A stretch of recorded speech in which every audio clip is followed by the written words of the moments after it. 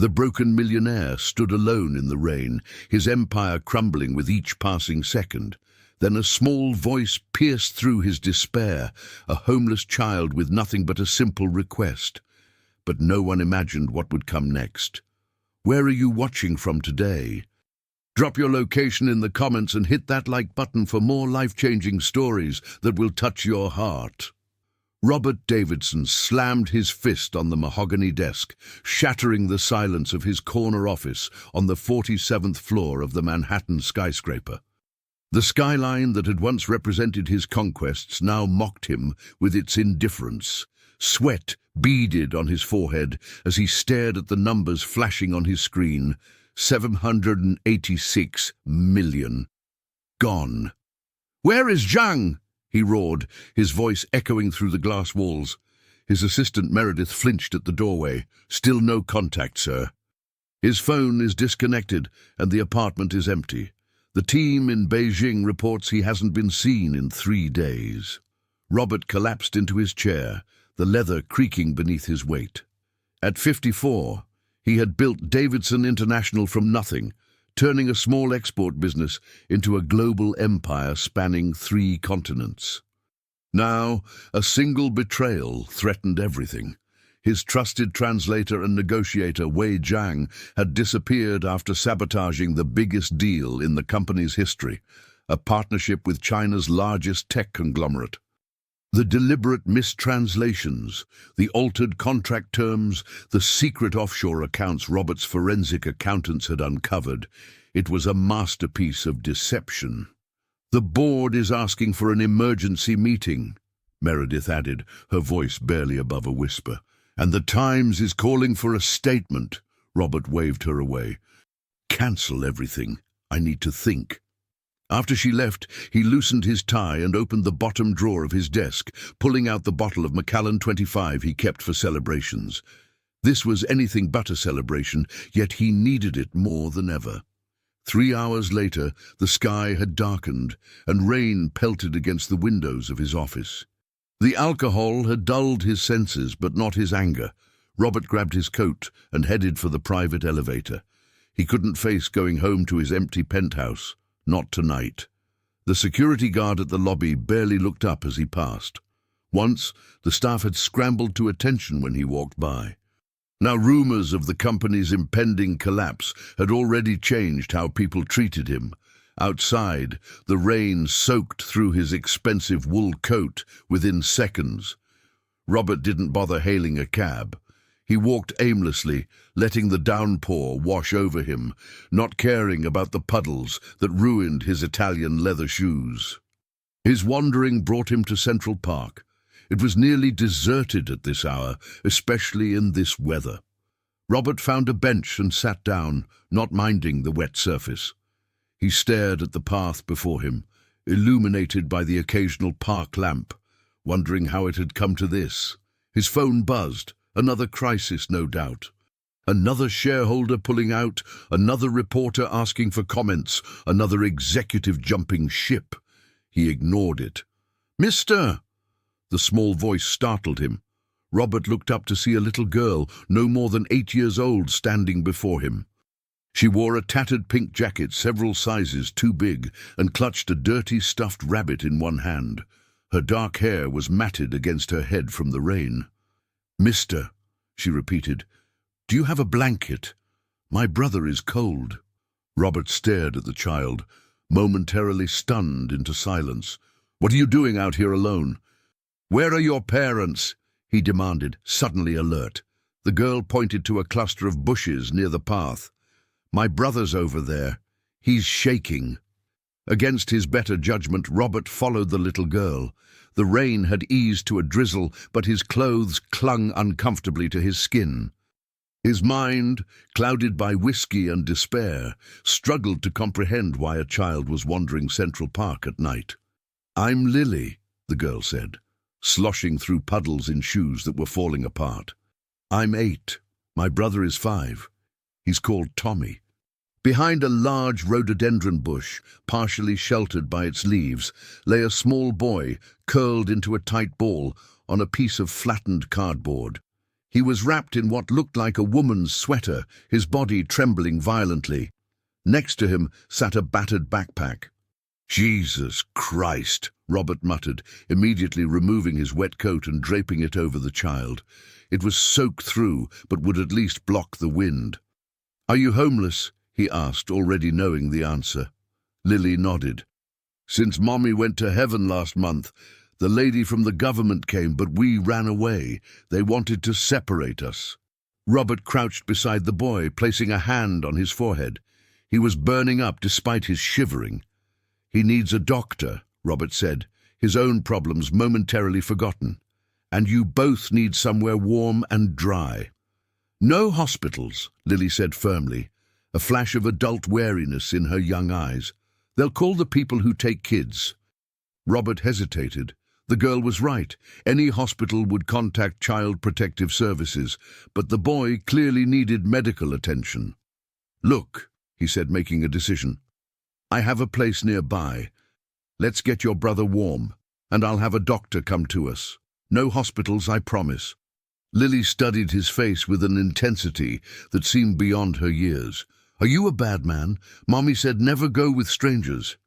"Your mother was right," Robert replied, "but I'm not going to hurt you. My name is Robert Davidson. He paused, the words "successful businessman" dying on his lips. "I'm someone who can help." After a moment, Lily nodded. Robert gently lifted Tommy, alarmed at how little the boy weighed. Lily grabbed the backpack and her rabbit. 20 minutes later, a very confused doorman was holding the door to Robert's penthouse apartment as he carried a sick child inside, followed by a bedraggled little girl.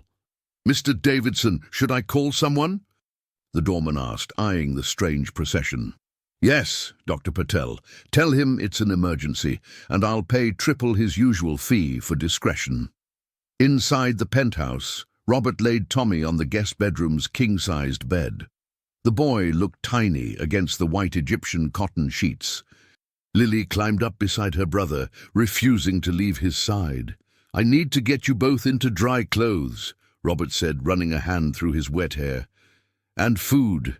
When did you last eat?" "Yesterday morning," Lily replied. "We had half a sandwich someone threw away." Something twisted in Robert's chest, anger, pity, shame at his own problems suddenly seeming trivial.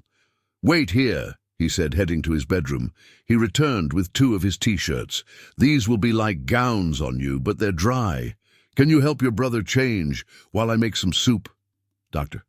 Patel arrived 45 minutes later, medical bag in hand. By then, Robert had managed to get both children into dry clothes, fed them chicken soup from cans he'd found in the back of his pantry, and learned more of their story. Their mother, Sarah Miller, had been a single parent working 3 jobs. After a short illness that turned out to be aggressive pneumonia, she had died in their small apartment in Queens. Afraid of being separated, Lily had packed what she could carry and taken Tommy to the streets. Pneumonia, dehydration, and malnutrition, Dr. Patel diagnosed after examining the boy. "The fever is concerning, but with proper care, fluids, and antibiotics, he should recover." He handed Robert a prescription. "I can have these delivered within the hour." "And discretion?" Robert asked pointedly. Dr. Patel glanced at the children. "You understand I'm legally obligated to report suspected child abuse or neglect." They're my niece and nephew," Robert lied smoothly. "Their mother, my sister, just passed away. The paperwork is being processed. I've been out of the country and just returned to find them in this state." The doctor looked skeptical but nodded. "I'll check back tomorrow. Call me if his fever spikes or if he has difficulty breathing." After Dr. Patel left, Robert sat in a chair beside the bed where both children now slept. Tommy's breathing was still labored, but some color had returned to his cheeks. Lily had curled protectively around her brother, one arm draped across his chest, even in sleep, unwilling to let him go. Robert's phone buzzed again. This time he answered. "Davidson." "Robert, it's Jack Miller. The board voted. They're suspending you pending investigation." Jack, his CFO and supposed friend of 15 years, sounded almost apologetic. Almost. "They're announcing it tomorrow morning." "I see," Robert said, his voice flat. "For what it's worth, I argued against it, but with the stock in free fall." "Save it, Jack. We both know you've been angling for my position since day one." Robert hung up and tossed the phone onto the plush carpet. The company he'd built from nothing was slipping through his fingers. 30 years of work, demolished in 3 days. And yet, strangely, as he looked at the sleeping children, he felt a calm he hadn't experienced in years. His doorbell rang at midnight. The pharmacy delivery. Robert paid, adding a $100 tip, and prepared the medicine as Dr. Patel had instructed. He gently woke Tommy. "Hey, buddy, need you to take this. It'll make you feel better." The boy's eyes fluttered open, glazed with fever. "Mom," he whispered. Robert felt his throat tighten. "No, Tommy, it's Robert. Remember, I'm helping you and Lily." Tommy obediently swallowed the medicine with some water, then immediately drifted back to sleep. Robert found himself brushing the hair from the boy's forehead, a gesture so tender it surprised him. When was the last time he'd touched another human being with genuine care? He thought of his ex-wife, Caroline. They divorced 7 years ago, childless, after she'd accused him of loving his company more than her. She hadn't been wrong. Morning sunlight streamed through the floor-to-ceiling windows of the penthouse. Robert opened his eyes, surprised to find he'd fallen asleep in the armchair beside the children's bed. His neck ached, and his mouth felt like cotton. On the bed, Lily was already awake, watching him with solemn eyes. "Good morning," he said, his voice rough with sleep. "Tommy's better," she announced. "He's not hot anymore." Robert checked. She was right. The boy's fever had broken sometime during the night. "That's excellent news," he said, relief washing over him. "Are you hungry?" Lily nodded vigorously. Robert realized his refrigerator probably contained nothing but expired condiments and champagne. He rarely ate at home. "How about we order something? What do you like for breakfast?" Lily's eyes widened. "We can order food, like in the movies." "Exactly like that," Robert said, reaching for his phone. "Pancakes, waffles, eggs, everything," Lily breathed, then looked embarrassed. "I mean, whatever you want is fine." Robert ordered enough breakfast for 10 people, pancakes, waffles, eggs, bacon, fruit, yogurt, juice, and hot chocolate. While waiting, he checked his emails. The news was as bad as expected. The board had officially suspended him. The company's stock had dropped another 15% in Asian trading overnight. His personal wealth, mostly tied to company shares, had decreased by half in 3 days. The food arrived just as Tommy woke up. The boy seemed disoriented at first, but his eyes lit up at the sight of the breakfast feast. As they ate, Robert found himself studying the children. They had the same dark hair and eyes, Tommy's a bit lighter than Lily's, and similar heart-shaped faces. The boy was clearly still weak, but his appetite was encouraging. "So," Robert said, spreading jam on his toast, "we need to figure out what happens next." Lily froze, a fork of pancake halfway to her mouth. "You're sending us away?" "No," Robert said quickly, surprising himself with how certain he felt. "Not unless you want to go, but we need a better plan than hiding in the park." "We can stay here?" Tommy asked, his first full sentence since they'd arrived. "For now, yes," Robert replied. "But there are complications. Legally, I can't just keep you without going through proper channels." Lily's face hardened. "Then we'll leave. They'll separate us in foster care. Everyone knows that." "Not necessarily," Robert said, though he knew little about the foster system. "There must be ways to keep siblings together." Mommy tried to find our dad before she died," Lily said, pushing her plate away. "She said he didn't know about us, that he was rich and important and wouldn't want kids messing up his life." Robert felt a chill run through him. "Did she tell you his name?" Lily shook her head. "Just that he lived in a building with his name on it." "We've been looking, but there are lots of buildings with names." Robert's mind raced. New York was full of buildings named after their owners or developers. Trump, Rockefeller, Hearst, Davidson. "Wait," he said slowly. "What was your mother's name again? Her full name?" "Sarah Elizabeth Miller," Lily recited. She was a waitress and cleaned offices and sometimes helped at big parties. 8 years ago, Robert had hosted a charity gala at his newly completed Davidson Tower. He vaguely remembered a catering staff member. Pretty, dark-haired, quiet. They'd talked briefly. She'd mentioned studying literature, her dream of becoming a translator. The irony wasn't lost on him. He'd taken her home that night. "When's your birthday, Lily?" he asked, his voice strange to his own ears. "November 14th, she replied. "I'll be 9 this year." Robert did the math. It fit. It all fit. The DNA test results came back 3 days later, confirming what Robert already suspected. He was the biological father of both Lily and Tommy Miller. During those 3 days, Robert had moved through a fog of shock, disbelief, and gradual acceptance. He'd hired a private investigator who confirmed Sarah Miller had never sought child support or made any attempt to contact him after their brief encounter. She had raised the children alone, working multiple jobs to keep them housed and fed in a small Queens apartment.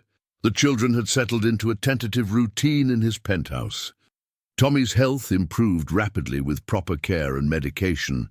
Lily remained watchful and protective, but she'd begun to relax around Robert, even smiling occasionally at his awkward attempts at parenting. Robert sat across from Patricia Winters, the family lawyer he'd retained, in his home office. The children were in the living room, watching cartoons, something Robert had never imagined would be happening in his minimalist, designed-for-impression apartment. "The DNA results give you standing," Patricia explained. "But there will still be scrutiny given the circumstances. The fact that the children were homeless and you had no prior knowledge of their existence works in your favor." "What do I need to do?" Robert asked. He'd spent his life mastering complex business negotiations, but this, fighting for custody of children he hadn't known existed until days ago, felt infinitely more important and more terrifying. "We filed for emergency temporary custody immediately, citing the biological relationship and the children's welfare. We'll need to demonstrate you can provide a stable home environment." Robert laughed bitterly. "My company is imploding. I've been suspended as CEO, and I have no experience raising children. Define stable." Patricia leaned forward. "Robert, you're still worth millions, even with the recent losses. You have multiple properties, investments outside Davidson International, and the resources to provide excellent care. As for experience, no first-time parent has experience. And if Sarah had other wishes for their guardianship, did she leave a will?" Robert shook his head. "According to the PI, there was nothing formal. Then, as their biological father, you have priority over other potential guardians, assuming you can demonstrate fitness." Patricia gathered her papers. "The bigger question is, are you sure this is what you want? Taking on 2 traumatized children is a lifetime commitment, not a business decision you can reverse." Before Robert could answer, the door to his office opened. Lily stood there, her expression unreadable. "Tommy fell asleep," she said. "I heard you talking about us." Patricia smiled gently. "Hello, Lily. I'm Patricia, a lawyer helping Mr. Davidson." "You're our father?" Lily asked, her eyes fixed on Robert. "That's what you found out?" Robert nodded, his mouth suddenly dry. "Yes. I didn't know about you before. Your mother and I only met once." Lily considered this. "Is that why she was looking for you before she got sick? Because you're rich and could help us?" The blunt question, delivered with a child's directness, hit Robert like a physical blow. "I don't know, Lily, but if she had found me, I would have helped. I promise you that. Are you going to keep us now?" Her voice wavered slightly, betraying the fear behind her composure. Robert crossed the room and knelt before her, meeting her eyes. "If you'll have me, yes. I want to be your father, not just because biology says I am, but because I think we might be good for each other." 6 months later, Robert stood in the doorway of Lily's bedroom, watching as she carefully arranged her books on the new shelves. The penthouse had undergone a dramatic transformation, the sterile, magazine-worthy space now filled with children's belongings, colorful artwork, and photographs. "Don't forget we're meeting Ms. Ramirez at 4, he reminded her. "It's our final home study." Lily nodded, her face serious. "I made my bed extra neat and Tommy picked up all his toys." "You know you don't have to be perfect, right?" Robert said, entering the room. "Ms. Ramirez just wants to make sure you're happy and well cared for." "I know," Lily replied, "but I want her to say yes. I want us to be a real family officially." Robert felt the familiar tightness in his chest, love mingled with pain for all this child had endured. In the months since he'd found the children, Lily had slowly revealed more about their life with Sarah and the desperate weeks after her death. The burden this 8-year-old had carried, keeping her brother fed and safe while grieving her mother, was almost unimaginable. The court process had moved surprisingly quickly, helped by the DNA confirmation and Robert's resources. Today's final home study would likely be the last hurdle before permanent custody was granted. Robert's phone buzzed. It was Jack Miller, now acting CEO of Davidson International. "Davidson," he answered, stepping into the hallway. "The board voted," Jack said without preamble. "They're offering to reinstate you with conditions. The Chinese deal is back on the table." It turns out Zhang was working for Grayson's group. They wanted to tank our stock for a hostile takeover. "And let me guess," Robert replied. "Now that I've proven Zhang sabotaged the deal, they want me back to fix the mess." "Essentially, yes," Jack admitted. "The stock jumped 20% just on rumors you might return." 6 months ago, this news would have consumed Robert's every waking thought. Now, watching Tommy race down the hallway with a toy airplane, laughing as he hadn't when they'd first met, the company seemed strangely distant. "I'll need to think about it," Robert said finally. "I'll call you back." He ended the call and caught Tommy mid-flight, swinging the giggling 5-year-old into his arms. "Who was that, Daddy?" Tommy asked. The word still sent a jolt through Robert every time he heard it. "Just business stuff," Robert replied. "Nothing important." The doorbell rang, Ms. Ramirez arriving early. As Robert went to answer, he realized with sudden clarity that he meant what he'd just said. The company that had once been his entire identity now seemed secondary to the family he was building. The scandal that had nearly destroyed him had led him to the park bench that night. To Lily and Tommy. The $786 million disaster had ironically given him something priceless. Ms. Ramirez smiled as she entered, noting the children's artwork proudly displayed in the entryway. "I see things are going well," she observed. Robert looked at Lily and Tommy, now standing together, watching him with trusting eyes. "Better than I ever imagined possible," he replied honestly. For the first time in his adult life, Robert Davidson felt truly rich. 1 year had passed since that rainy night in Central Park. Robert sat in the sunlit kitchen of their new brownstone in Brooklyn Heights, watching Lily help Tommy with his kindergarten homework. The move from the Manhattan penthouse had been his children's idea. They wanted a real house with stairs and a backyard, somewhere they could get a dog. "Look, Daddy! I got all my spelling words right," Tommy exclaimed, his face beaming with pride as he showed Robert his worksheet. "Great job, buddy," Robert replied, high-fiving his son. The word son still amazed him, the reality that these two remarkable children were his. The doorbell rang, and Lily raced to answer it. "It's Saturday morning. Must be Miss Caroline." Robert smiled, following at a more measured pace. His ex-wife, Caroline, had re-entered his life 6 months ago, initially shocked to discover he had become a father.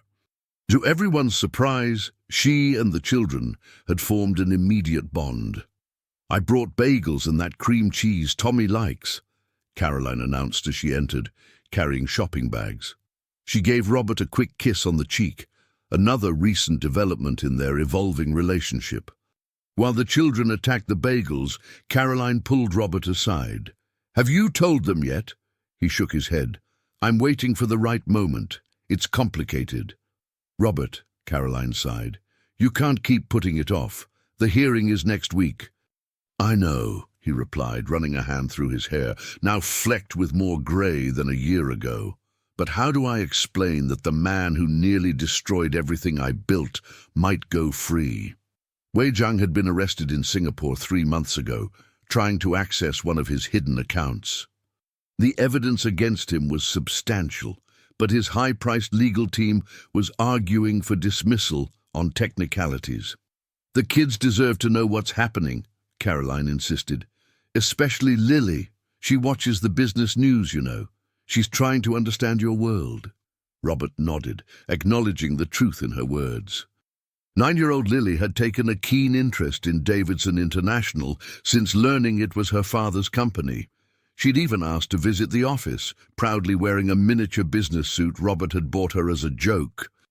Later that afternoon, with Caroline taking Tommy to his swimming lesson, Robert found Lily reading in the window seat of the library, a room that had once been formal and rarely used, but was now filled with books, comfortable chairs, and children's drawings.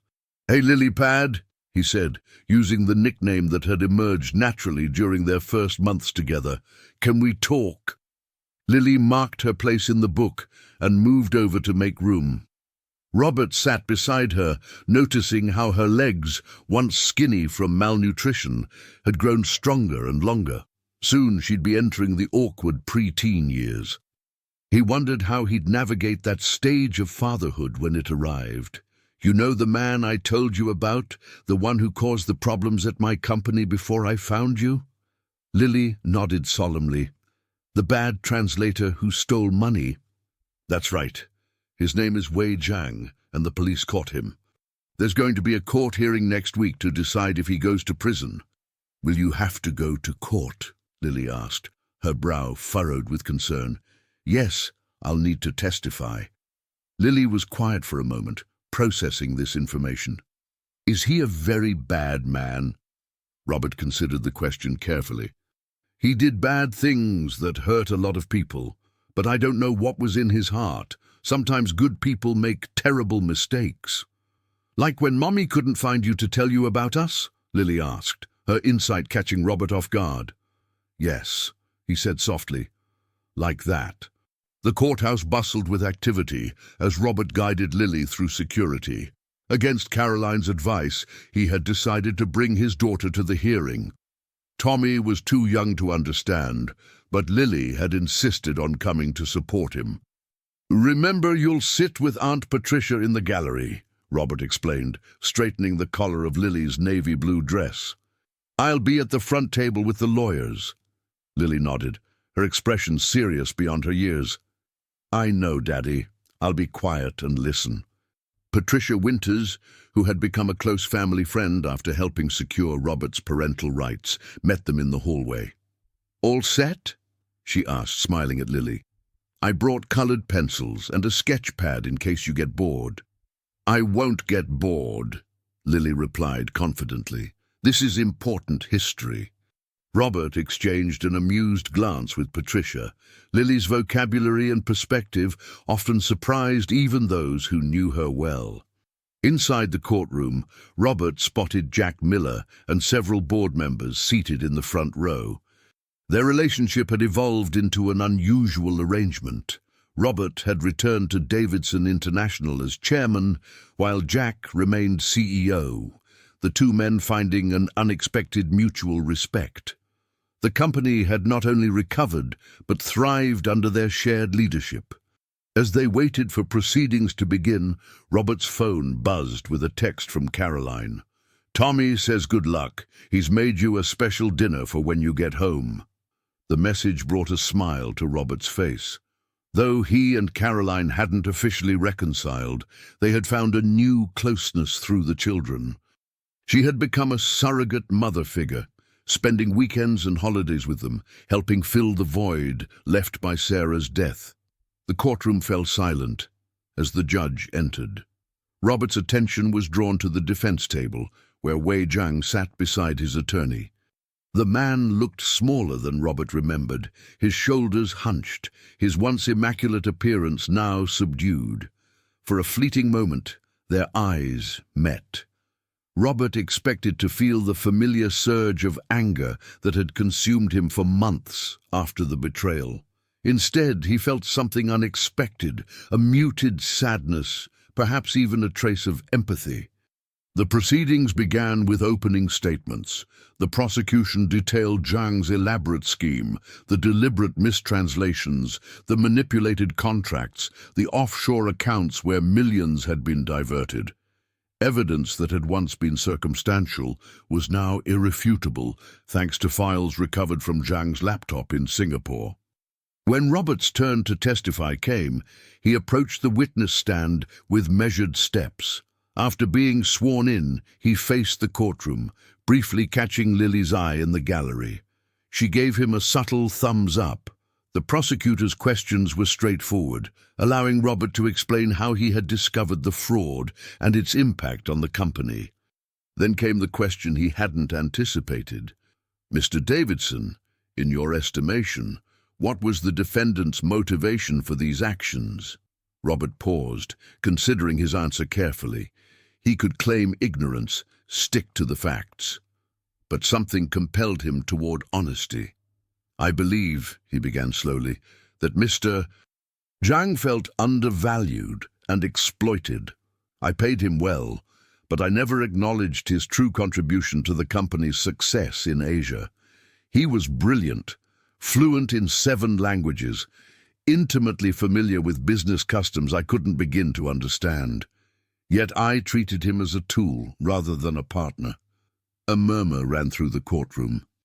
The prosecutor looked startled, clearly not expecting this response from his star witness.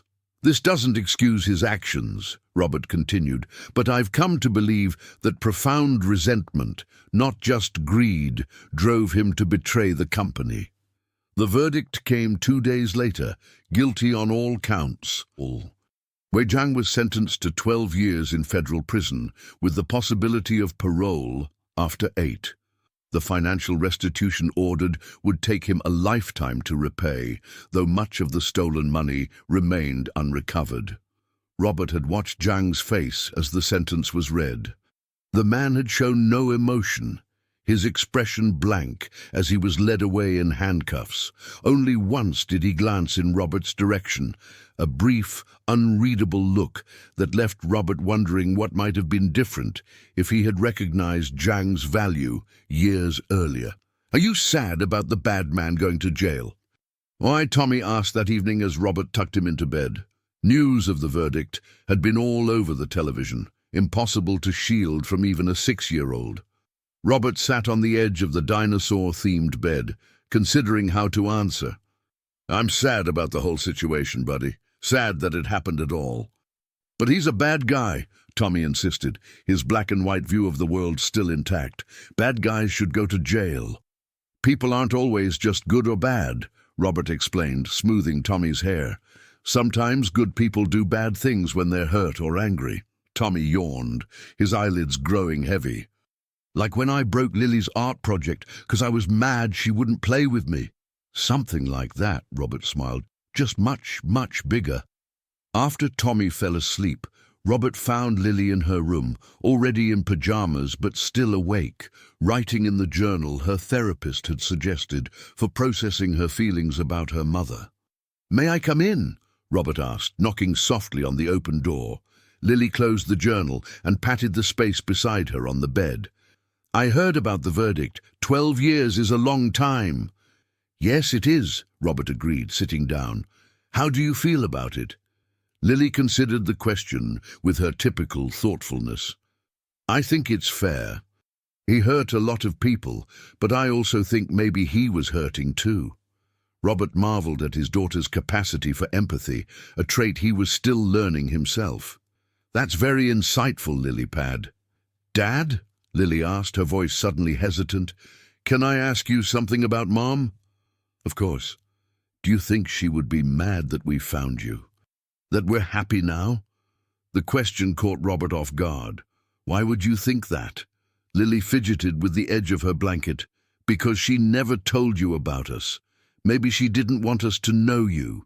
Robert chose his words carefully. I think your mom made the best decision she could with the information she had. I wasn't the same person then that I am now. Maybe she was right not to tell me back then. But now I think she'd be grateful you're safe and loved. That's what every good parent wants for their children. Lily seemed satisfied with this answer. She reached for the framed photograph on her bedside table, a picture of Sarah Miller that Robert had tracked down from her former employer. I wish she could see our new house and meet Caroline. I think they would have been friends. I think so too, Robert said, though in truth he couldn't imagine the dynamics of such a meeting. Life had taken unexpected turns that defied simple predictions. The following Monday, Robert arrived at his office to find a letter waiting on his desk. The return address was from the Federal Detention Center, where Zhang was being held awaiting transfer to prison. Robert stared at the envelope for several minutes before opening it. Inside was a single page, covered in neat handwriting. Mr. Davidson, the letter began. By the time you read this, I will have begun serving my sentence. I do not write seeking forgiveness or clemency, but to offer an explanation you deserve after your unexpected testimony. Robert leaned back in his chair, the morning sunlight streaming through the windows of his office. He had been surprised by his own words in court, the admission of his role in creating the resentment that had festered in Zhang. 10 years ago, Zhang's letter continued, I came to your company with dreams of building a bridge between East and West. I believed in your vision. What I did not anticipate was becoming invisible, my contributions absorbed into the Davidson brand without acknowledgement. Robert felt a pang of recognition. How many others in his company had felt the same way over the years? The plan began as simply taking what I felt I was owed. It evolved into something destructive beyond my intentions. What you may not know is that I had second thoughts. The night before the Beijing signing, I tried to call you to confess everything. Your assistant said you were too busy to speak with anyone below VP level. Robert closed his eyes briefly, remembering that night. He had been rehearsing his speech for the signing ceremony, irritated by interruptions. A simple returned phone call might have changed everything. I do not tell you this to shift blame. My actions were my choice. But perhaps it might help you understand that small moments of recognition can prevent greater losses than financial ones. The letter ended with formal regards and Zhang's signature. No apology, no request, just an insight offered from one businessman to another. Robert placed the letter in his desk drawer, unsure how to process it. The intercom buzzed, interrupting his thoughts. Mr. Davidson, your 10 o'clock is here, the College Scholarship Committee. Send them in, Robert replied, straightening his tie. 3 months ago, he had established the Sarah Miller Memorial Scholarship, providing full funding for single parents seeking higher education. The first recipients would be announced today. The meeting lasted 2 hours, the committee presenting profiles of 20 finalists, all single parents struggling to balance education and childcare, just as Sarah had. Robert listened attentively, asking questions about each candidate's circumstances and goals. We can fund 5 scholarships this year, the committee chair concluded, though honestly all 20 deserve support. Robert made a quick calculation. Fund them all, he decided, and double the number for next year. After the committee left, Robert called Caroline. Are you still free to pick up the kids from school? I need to make a stop on the way home. An hour later, Robert stood at Sarah Miller's grave in the Queen's Cemetery. He had visited only once before, bringing Lily and Tommy to place flowers 6 months after taking custody. Today, he came alone. The headstone was simple, paid for by the little insurance money Sarah had managed to maintain despite her financial struggles. Robert had offered to replace it with something more elaborate, but Lily had insisted her mother would have preferred the simple marker. "I don't know if you can hear me," Robert began awkwardly, feeling self-conscious despite being alone. "But I wanted to thank you. For Lily and Tommy, for raising them with such love and strength." A gentle breeze stirred the leaves of the oak tree shading the grave. "I'm trying to be the father they deserve," he continued. "They talk about you every day. They'll never forget you." Robert placed a small bouquet of daisies, Sarah's favorite according to Lily, at the base of the headstone. "I approved 20 scholarships today in your name. Next year it will be 40. Your legacy will help other parents like you, people trying to build better lives for their children." Agree. 3 years later, Lily stood nervously in the wings of the school auditorium, clutching her speech cards. At 12, she had grown tall for her age, her dark hair now styled in a fashionable bob that Caroline had helped her choose. As student body president, she would be introducing the keynote speaker at Career Day, her father. "You'll do great," her best friend Zoe whispered. "You're the best speaker in the whole school." Lily nodded, though her stomach still churned with butterflies. Public speaking came naturally to her, but today felt different. Today was about her family's story. From her position, she could see Tommy in the front row, now 9 years old and vibrating with excitement. Beside him sat Caroline, who had officially become their stepmother last spring in a small ceremony in their backyard. The wedding had been Tommy's idea. He'd asked Robert why, if they were already a family, Caroline didn't have the same last name. Principal Warren approached the podium. "Next, our student body president Lily Davidson will introduce our keynote speaker." Taking a deep breath, Lily walked onto the stage, her blue dress, carefully selected for the occasion, swishing around her knees. The audience of students, teachers, and parents applauded politely. "Good morning," Lily began, her voice steady despite her nerves. 3 years ago, I was living in Central Park with my brother. Our mother had died, we had nowhere to go, and we were scared and alone." A hush fell over the auditorium. Most of Lily's classmates knew pieces of her story, but few had heard her tell it directly. "One rainy night, we met a man who seemed as lost as we were. He was sitting on a bench in expensive clothes that were soaked through. I asked him if he had a blanket for my brother who was sick. That man turned out to be my father, though none of us knew it at the time." Lily paused, looking out at the audience. Tommy gave her an enthusiastic thumbs up. "My dad says it was the luckiest night of his life, but I think it was more than luck. I think sometimes the universe puts people exactly where they need to be, even when they don't know they need to be there." Robert, waiting in the wings on the opposite side of the stage, felt his chest tighten with emotion.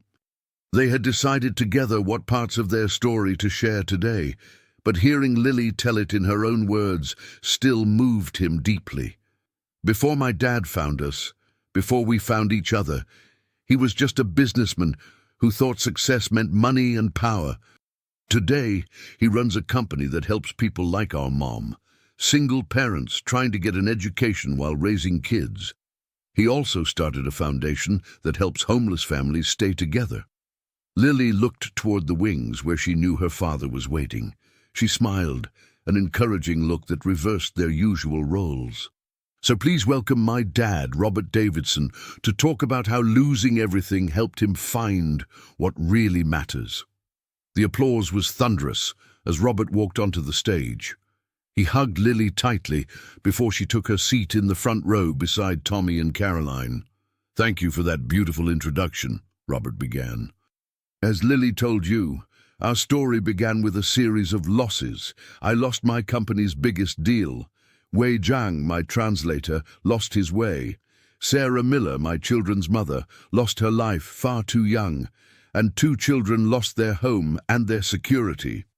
He paused, looking out at the audience of young faces. "But this isn't a story about loss. It's about what we found instead." 5 years later, Robert stood in the crowded gymnasium of Davidson Community Center, surveying the families gathered for the annual holiday celebration. What had begun as a small foundation operating out of his corporate office had grown into a nationwide network supporting homeless families and single parents. "Dad," Tommy called, now 14 and almost as tall as Robert. "The news crew wants to interview you about the scholarship expansion." Robert nodded, though media attention still made him uncomfortable. He preferred working behind the scenes, but he understood the importance of visibility for fundraising. "I'll be right there," he promised, making his way through the festively decorated space. Near the Christmas tree, Caroline was organizing the gift distribution with her usual efficiency. Their marriage had surprised many who remembered their acrimonious divorce years earlier, but the children had brought them back together in ways neither could have predicted.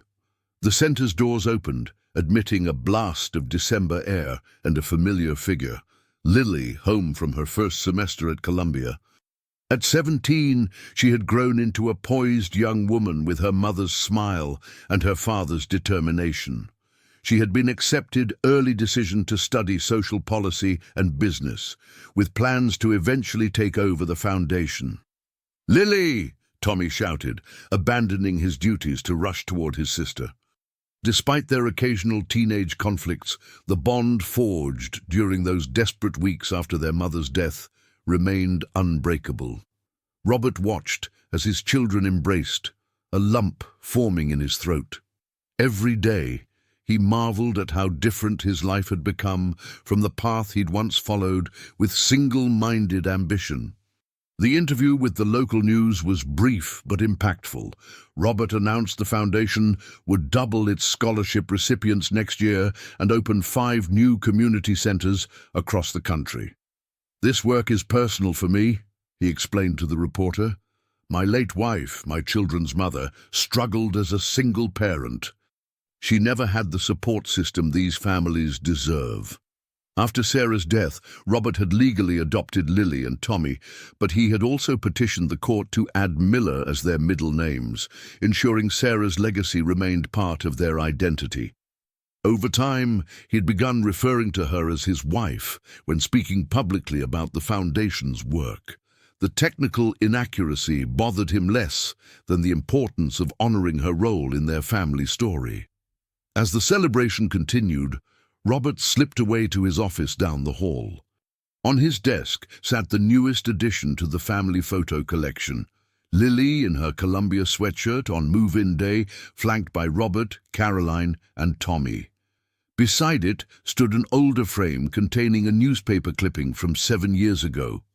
The headline read, "Davidson International Translator released early from prison."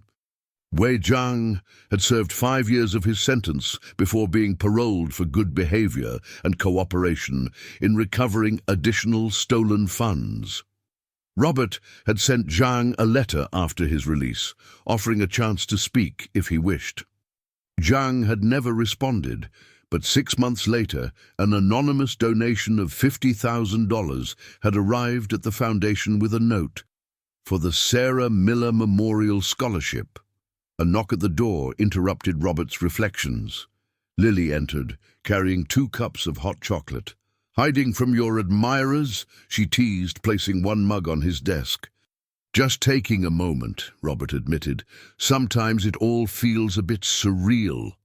Lily nodded, understanding. "I was telling my roommate our story last week. She thought I was making it up, said it sounded like a movie." "Sometimes it feels that way to me, too," Robert said. Lily's eyes fell on the newspaper clipping. "Have you ever heard from him again, after the donation?" Robert shook his head. "No, but I hope he found some peace." "The way we did," Lily said softly. They sat in comfortable silence for a moment, sipping their hot chocolate. Through the open door, they could hear the holiday celebration continuing. Caroline's laugh, Tommy's voice rising above the general chatter as he organized a game. "You know," Lily said thoughtfully, "that night in the park, I was terrified you'd say no, that you'd just give us money and send us away." "I very nearly did," Robert admitted. "I was so caught up in my own problems." "But you didn't," Lily reminded him. "You chose us, and then we chose you back." Robert smiled at his daughter, marveling at the wisdom that seemed beyond her 17 years. "Best decision I ever made." "Come on," Lily said, standing and offering her hand. "Let's get back to the party." Tommy's been practicing his speech about the new teen mentoring program for weeks. As they rejoined the celebration, Robert found himself reflecting on the strange, winding path that had led him here. The financial disaster that had seemed like the end of his world had actually been just the beginning. The $786 million loss had given him something no amount of money could buy: a family, a purpose, and a second chance at living a meaningful life. And it had all started with a simple request from a little girl on a rainy night in Central Park. "Mister, do you have a blanket? My brother is cold."